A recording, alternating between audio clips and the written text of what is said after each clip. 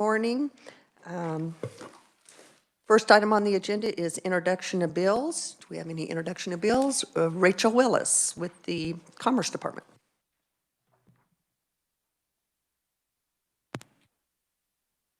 Good morning. Thank you, Madam Chair, members of the committee.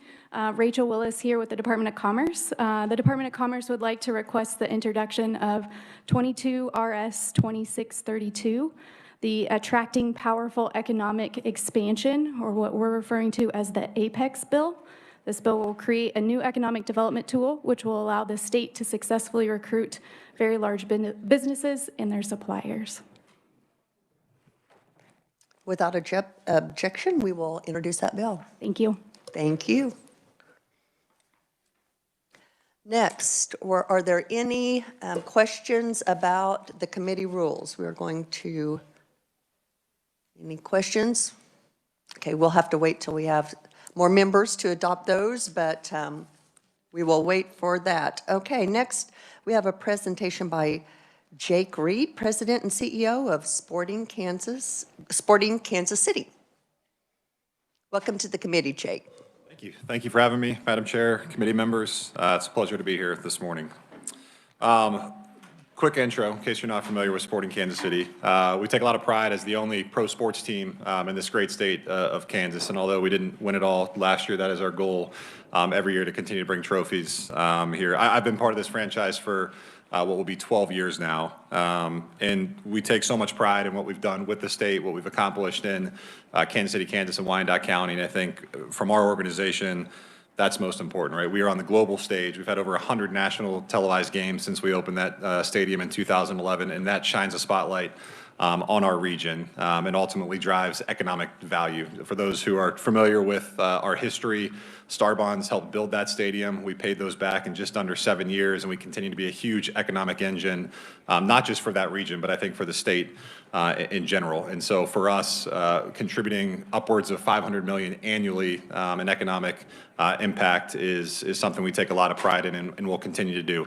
COVID aside, we've had a rough 2 years, as have many. We're excited to be back, what I would call a normal year this year as we kick off officially on March 5th at home, and we are in preseason as we speak. So I'll talk a little bit about us, our facilities today, and then I also want to talk about the FIFA World Cup in 2026, which I'm on the bid committee for, and which we're pushing hard to bring to our region. For us, we rank third in MLS history in the most trophies won and most successful franchises. So we're the second smallest market in the league. We always talk about punching above our weight class. I think those of us from the Midwest can appreciate the chip on your shoulder of call it what you will, flyover country, whatever. I think from a franchise standpoint, on and off the field, we've consistently over-delivered as what you might expect as you look at the second smallest market in the league. So whether that's championships, whether that's selling out over 90% of those matches that we've played in Children's Mercy Park, all of those for us are contributing to the success of our region in the awareness of Kansas City and the state of Kansas. We've averaged over 600,000 visitors per year to that stadium alone. So that includes anywhere from 20 to 25 matches a year, as well as 200 other events that we're doing there. So anything from Chamber of Commerce meetings to large events for weddings, for conferences, you name it. I think that facility was built not just to be match day specific, but to host year-round events. And we've proven that concept out, which has been a huge boon for the region. We run all of our own internal operations in-house. So that's food and beverage, that's stadium operations. That employs over 650 part-time game day folks, as well as 250 full-time associates year-round. So for us, we wanted to keep that money here. We didn't want to outsource that and pay other organizations that may be based out of different states. We keep that money local, and we've done everything in-house. The National Performance Center, which opened in 2017, is, in our opinion, by far the best in North America. That's home to our first team from a training standpoint, as well as U.S. Soccer. They centralized all of their coaching education there. So for those not in the soccer world, you have to get licensed to be a coach, whether that's at a youth level or Peter Vermees as our first team coach. All of those courses are focused now in Kansas City. So the top courses, everyone comes here into our region. They run those courses out of that facility. They're staying in our region. They're staying in those hotels. That drives upwards of 10,000 room nights annually to Village West. And so for us, with that relationship with U.S. Soccer, has been immensely important. Not to mention, on the team side, you've got the national teams that oftentimes base camp out of Kansas City. So that could be the men's team, the women's team, the youth teams. They've got different teams from U14s up to U21s. All of those teams have come and base camped in Kansas City at one point or another over the course of that history of that facility. Again, as part of that, we opened up a fields complex about a mile from there in Wyandotte County that has 8 synthetic fields, 4 natural grass fields. That drives over 1.3 million annual visitors to our region. So I always tell the story of Village West when we opened, and a lot of the businesses weren't aware that that facility was opening. We have relationships with a lot of people there, and we get a lot of questions like, what's going on? Chick-fil-A is selling out of chicken sandwiches. What's happening? It's the youth tournaments on the weekend. It's those kids, those families coming in. As a parent of a 7- and 8-year-old, anyone who's had kids in youth sports, you can appreciate your weekends quickly are not yours anymore, and you're traveling around. So I think to have that complex there being state of the art as a base camp for a lot of teams in the area is, again, we're drawing regionally for that. It's not just from KCK. It's from all over our state. It's from, we've got teams from Iowa coming down, Northwest Arkansas coming over. Certainly Missouri is a huge draw over into that area. So again, for us, the central theme here is how do we create economic activity in that area? You guys have been fantastic partners at a state level over the course of the decade plus that I've been here, and we're excited to continue on and make this state proud. Shifting into World Cup, and this is something that you may not be as familiar with, we're actively bidding for the 2026 FIFA World Cup. For those non-soccer fans out there, this is by far the biggest sports event in the world, and I mean that respectfully, with Super Bowl and everything else. If you talk to the Chiefs, who have been good partners of ours through this is like hosting 5 Super Bowls in a month. So it's hard to put into perspective the impact on the region, not just economically, but just visibility into Kansas City. So the last Super Bowl, I think, did 110 million viewers. The last World Cup did 3.2 billion with a B, just from a little bit of perspective there from a worldwide audience standpoint. So this is a massive, massive event. It would mean upwards of $1 billion of impact into our region.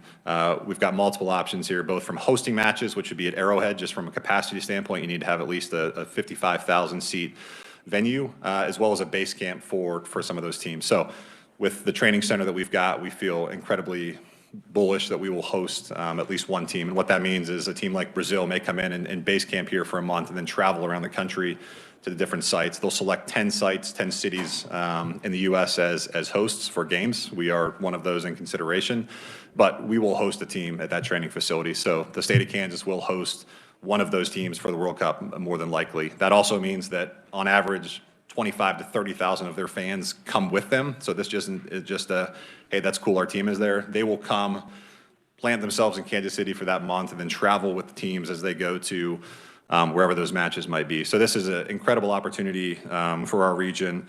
We've had great, I think, cross-state collaboration on this with both Kansas and Missouri. This is a very unique bid where you've got the ability to leverage unbelievable facilities on both sides of the state line, and we're very excited from a Sporting Kansas City standpoint to have our facilities in our state as part of the bid. So with that, I will pause. Thank you again. I'm happy to stand for questions about anything from Sporting Kansas City to World Cup or anything between. So thank you again so much for your time today.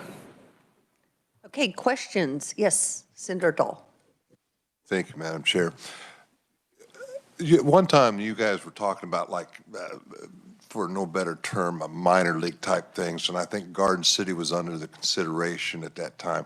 Where are you guys at with that? Yeah, great question. So we do have a team. So it's our, again, baseball analogy is probably easier, right? Think of a AAA affiliate. That team will play in the state of Kansas. We don't have a contract done yet, but it will be at a location close by to this facility, potentially with a major college university there. So we're excited to keep that in the state. And again, it'll be regional. We didn't want to have it in Kansas City. I think it's challenging when you've got Sporting playing and then a minor league team playing in the same city. It just, you kind of cannibalize one another. So that is happening. Other questions? Yes, Senator Dietrich. Thank you, Madam Chair. So this sounds really very exciting. Thank you for being here today. You're doing good work. Are there things that you haven't asked of us, or we just need to stay out of your way? What? You guys have been good at getting in the way in a good way over the years. So, listen, I think for us, it's just important to be good partners, right? And you guys have been that since I've been here. And so this is as much about just reminding you of what we're doing and what you guys have helped with is working, right? I think that's the main thing. And we're excited to continue on, and there's plenty of opportunities moving forward for us. But right now, this is less of an ask, more of a thank you and an update on the great work that we're doing. Thanks to you all. I know you don't get no one asking for something very often in this committee, I'm sure, so. Other questions? Okay, Jake, I do have a couple. So are there plans to have a women's soccer league in the area? There are. So they will play in our stadium the next 2 years. So the NWSL, which is the women's professional league, launched a team last year. So they just rebranded. So the Kansas City Current. So Chris and Angie Long are the majority owners of that club. Fantastic people. Have had the pleasure of knowing them for many years now. They're building their own facility on the Missouri side of the state line, which will be completed sometime in 23 to 24.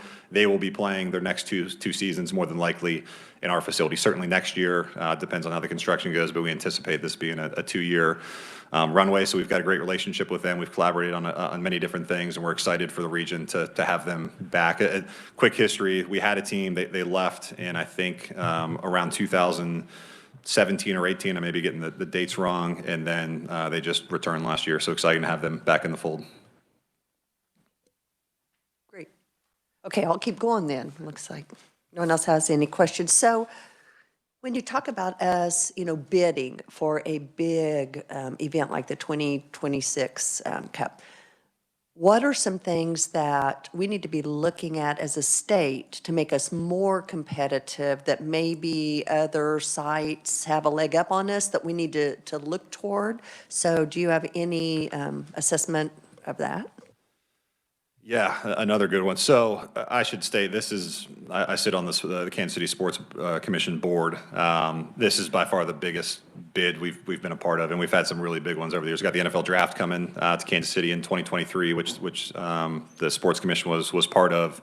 There's nothing that really can compare in scale to what this would be. So this has been great collaboration between both states, both cities, Chiefs, Royals, us, the Current, everyone in between has come together with this. So I think, God bless you. So from a state standpoint, I think what's important is, we said this, so FIFA came in, and I guess it was October for the site visit. And I remember when they left, I was telling everyone, I don't know if we're going to get it, but it's not due to that presentation. I mean, we hit it out of the park with commitment from just how excited we are, how committed both sides of the state are. I think that's the most important thing right now. If we get this, there will be some financial obligations that I probably will come with an ask around, but I think that's an easy ask when I can demonstrate pretty clearly what we've got at that point and what the impact will be. I think the main thing is just being vocal about supporting it, to be honest with you. I think when you look at cities on the coast, use New York as an example, right? They just assume they're getting it, and they will because it's New York. So they're not going to go through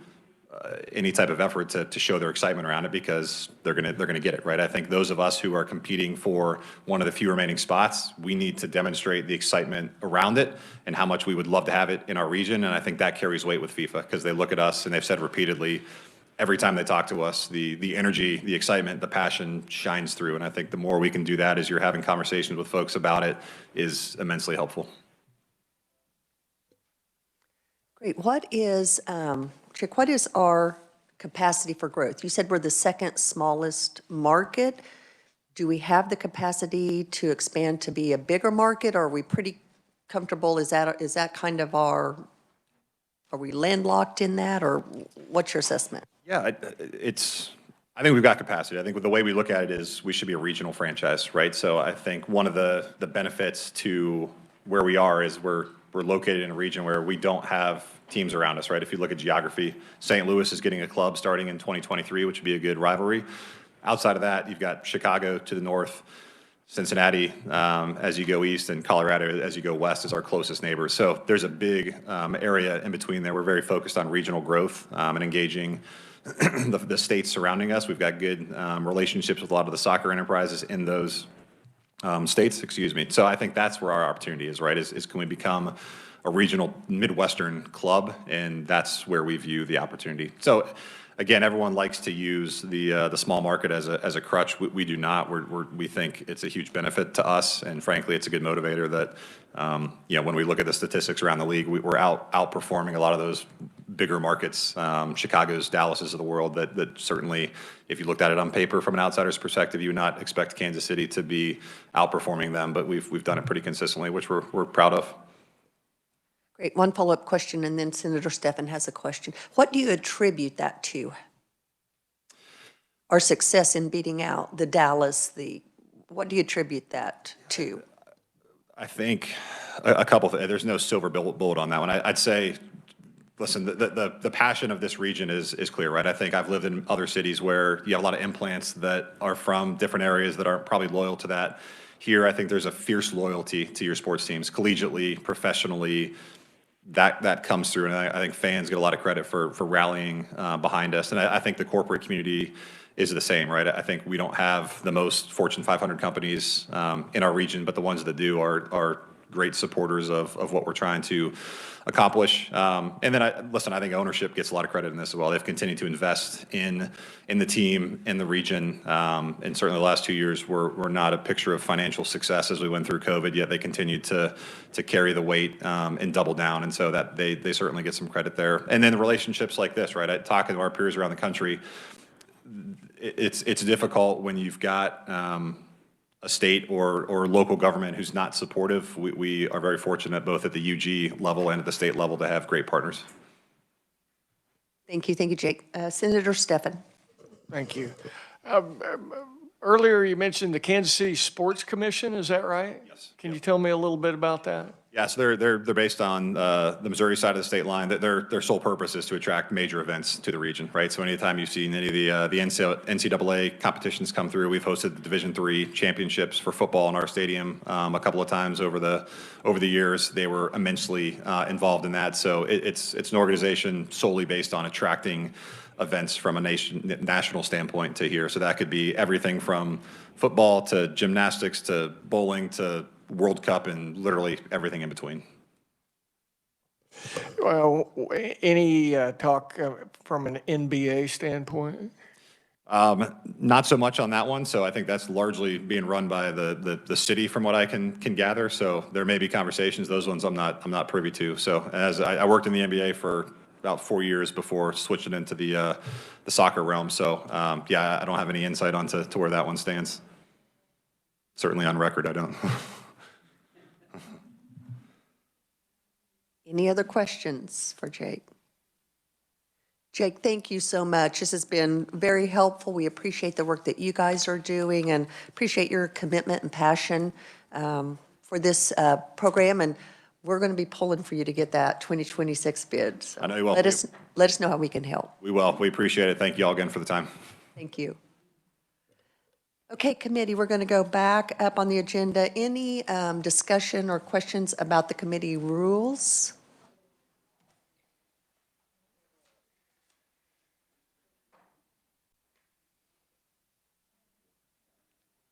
Number 14.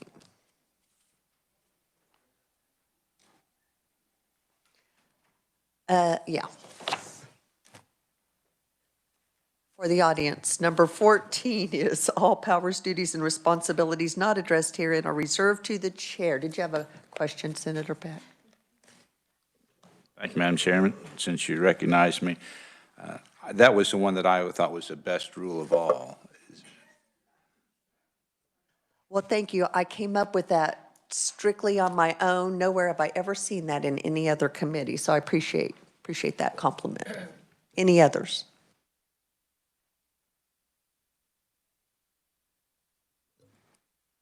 Okay, motion to adopt the rules. I move. Thank you. Senator O'Shea, second. Thank you, Senator Dietrich. All in favor? Or any discussion? All in favor, say aye. Opposed, no? Okay, those are our adopted rules. Committee, we will be sending out an updated agenda later today. Please look for that. We are going to pick up the pace substantially starting tomorrow, so please make note of that updated agenda. Any other announcements? Okay, we are adjourned. See you tomorrow.